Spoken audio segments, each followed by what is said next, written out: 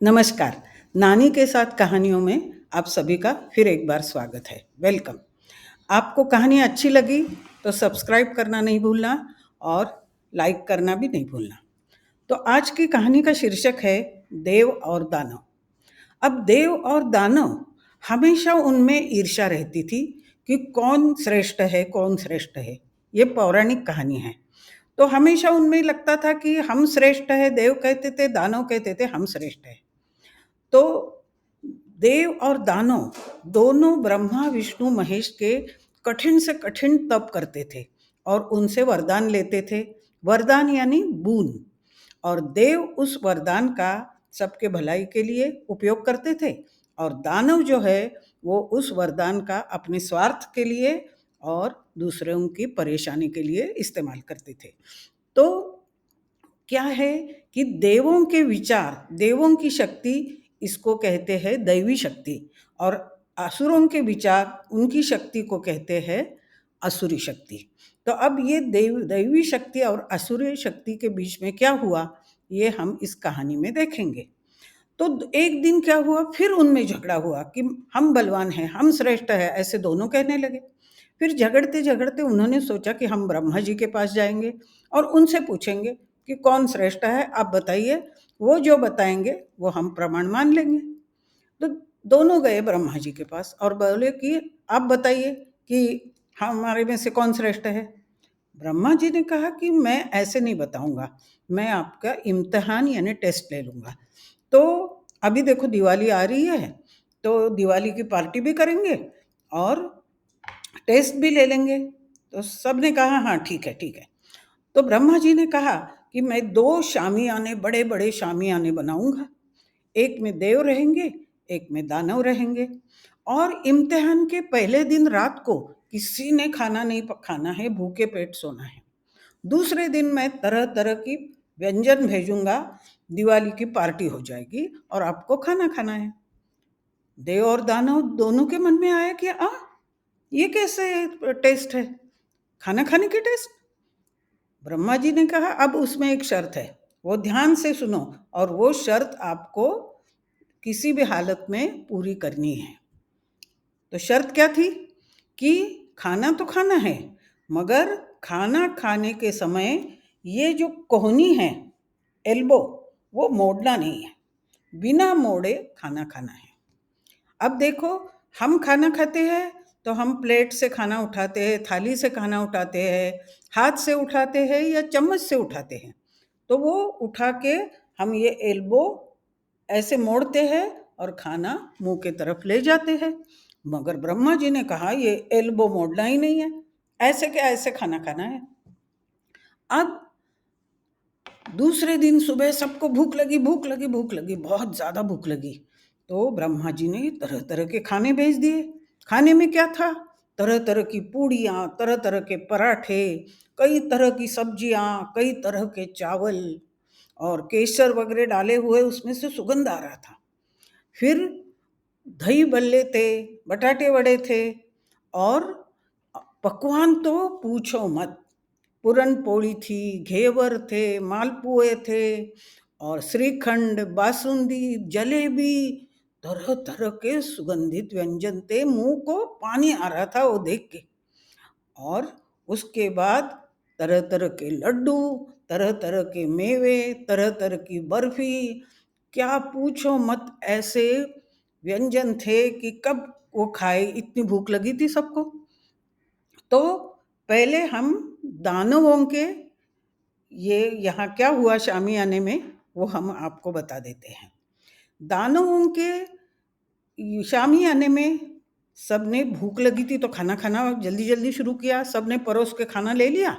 अब ये कोहनी तो मोड़नी नहीं है, तो उन्होंने क्या किया, ऐसे खाना उठाया और मुंह की तरफ ऐसे दूर से फेंकने लगे, बिना कोहनी मोड़े दूर से अपने मुंह की तरफ फेंकने लगे। अब कितना भी बड़ा करे, वो इतने दूर से मुंह में जा ही नहीं रहा था। अब गुलाब जाम उठाया, ऐसे मुंह की तरफ फेंका तो वो आंखों के ऊपर गया। सब्जी और पूड़ी उठाई, वो फेंकी मुंह की तरफ तो वो सिर पे जाके अटक गई। किसी के नाक पे दही बड़ा गिर गया, किसी पे बाल पे गाल पे खीर लग गई, बालों में पूरी अटक गई, इधर जलेबी गिर गई, सारा खाना मुंह के बजाय इधर उधर इधर पूरे कपड़ों पर, पीठ पर, सब भी जगह खाना लगा। कोई खाना खाने लग गया और उधर से एक लड्डू आके इधर गिर गया, उधर से किसी की जिलेबी आके पीठ पर गिर गई, श्रीखंड आके किसी का इधर गिर गया, क्योंकि किसी का भी निशाना सही नहीं लग रहा था। और एक ही भगदड़ मच गई, कैओस हो गया सभी जगह, खाना सारा इधर उधर बिखेर गया, किसी के पेट में खाना गया नहीं, क्योंकि मुंह की तरफ खाना ही नहीं जा रहा था, एल्बो तो मोड़ना नहीं है। और भगदड़ मच गई और झगड़ा शुरू हुआ, दानवों के शामियाने में झगड़ा शुरू हो गया, और सभी जगह खीर पड़ी है, चावल पड़े हैं, रोटी पड़ी है, पराठ, ऐसे सारा पकवान सभी जगह पूरे शामियाने में बिखर गया। ब्रह्मा जी चुपके से आके देख के गए।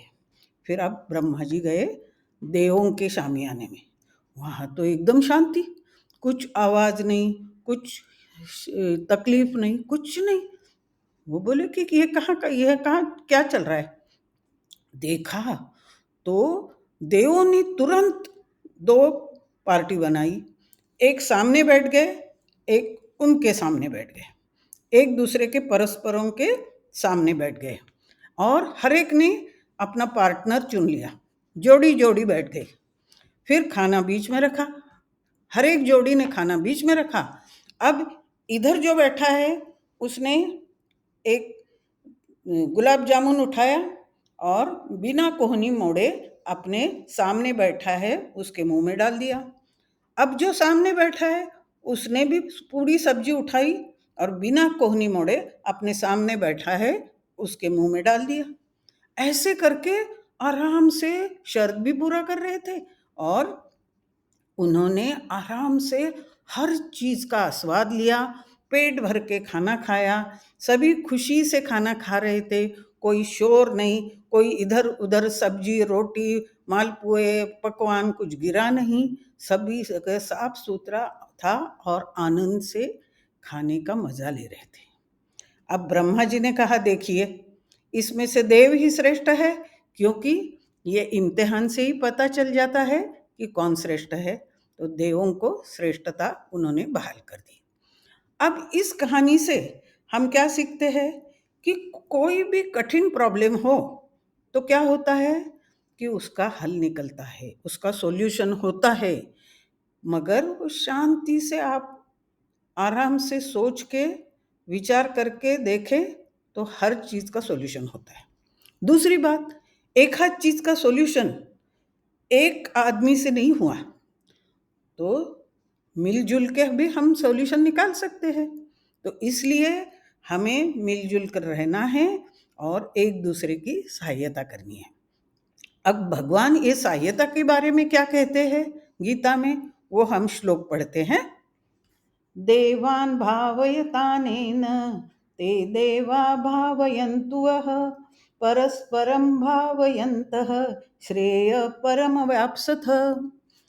भगवान कहते हैं कि भगवान ने ये सृष्टि निर्माण की और मनुष्यों को निर्माण किया।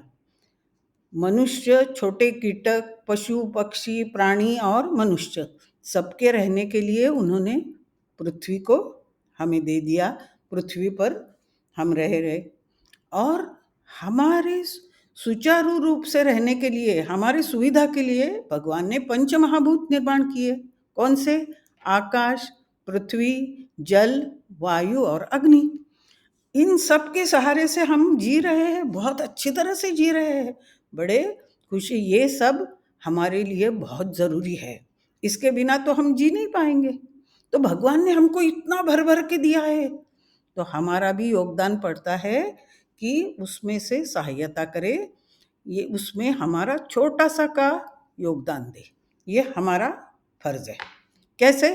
कि भगवान ने हमें वायु दिया है कि जिसमें से प्राण वायु लेके, वो जो हमारा प्राण है उसके बिना हम जी नहीं सकते, तो उस वायु को प्रदूषित नहीं करना है। जल, जल के बिना भी हम जी नहीं सकते, भगवान ने जल भी दिया है, तो उस जल में हम कोई गलत ऐसी केमिकल्स नहीं छोड़ना चाहिए, नहीं तो उससे भगवान का या जल वायु इनका कुछ नहीं बिगड़ेगा, बिगड़ेगा तो हमारा बिगड़ेगा। तो हमें धरती माता का भी ध्यान रखना है, हर चीज़ का, ये पंच महाभूतों का हमें ध्यान रखना है। हमारा छोटा छोटा योगदान वहाँ दे के हमें इसको अच्छी तरह से रखना है ताकि वो हमारी मदद कर सके, हम उनके बिना जी नहीं सकते। तो इसलिए भगवान ने कहा है कि परस्परम भावयन्तः, यानी एक दूसरे की सहायता कर सके। हम क्या भगवान की सहायता करेंगे, मगर हमारा छोटा सा योगदान, वो जो भगवान ने इतना सारा दिया है उसमें देना बहुत ज़रूरी है, क्योंकि वो हमारे भले के लिए है। तो एक दूसरे की सहायता करना, ये आज का संदेश है, और मिलजुल के रहना है। नमस्कार, और फिर मिलते हैं एक नई कहानी के साथ। नमस्कार।